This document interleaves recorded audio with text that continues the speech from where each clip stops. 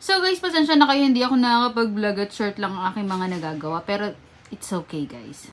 Kasi today, papavaccine natin ang ating mga puppy at free lang siya, be, dito sa court namin.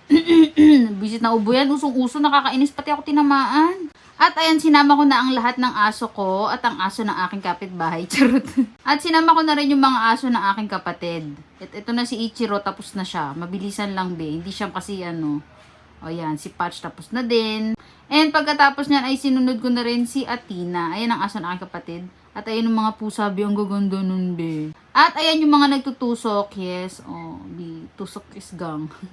So, ayan, buti na lang may mga ganitong program na, alam mo yun, free lang yung vaccine, ganun. Kasi 350 pataas din to, be. At ayan, naturok na nga lahat. At ayan, babay na sa kanila. Mua.